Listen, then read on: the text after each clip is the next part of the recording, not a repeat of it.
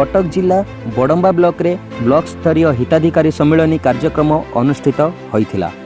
उक्त कार्यक्रम को बड़म्बा विधायक देवी प्रसाद मिश्र आनुष्ठानिक भावे उद्घाटन करी महिला स्वयं सहायक गोष्ठी मानकु किभली स्वावलंबी करा जिबा पई तांको सरकार प्रतिश्रुतिबद्ध बोली प्रकाश करथिले।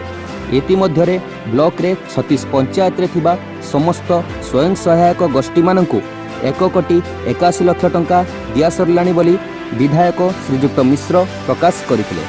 ता सहित ब्लॉक परिसर रे मिशन शक्ति तरफ महिला महासंघ कार्यालय को मुख्य अतिथि उद्घाटन करथिले। उक्त कार्यक्रम रे ब्लॉक अध्यक्षा अनुसया नायक, उपाध्यक्ष सदानंद स्वाई, बीडीओ उत्कल आचार्य, जनप्रतिनिधि, बैंक अधिकारी व महिला महासंघर सभ्य माने उपस्थित थिले। शेष में 253 जन हिताधिकारी को भत्ता बंटन कर जाइतला।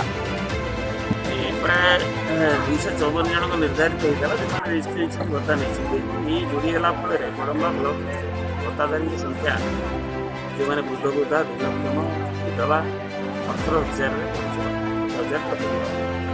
एवं जहाँपर महिला मान जो फेडरेशन सब अच्छी से क्रेडिट आम 21टा ग्रुप गोटे 21 लाख टंका बंटन करांगे मिशन शक्ति तरफ समस्त ग्रुप को 40,000 टका दिया एवं बड़म्बा ब्लॉक में प्राय मिशन शक्ति 7 कोटी उद्घाटन एवं ये जो योजना निर्वाह मिशन से आम मुख्यमंत्री आनीपार 10 मसीह सर प्रथम ब्लॉक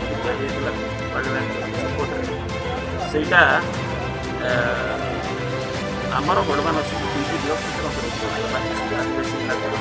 बड़म्बारू मनोज कुमार नायक रिपोर्ट, राष्ट्रीय संवाद।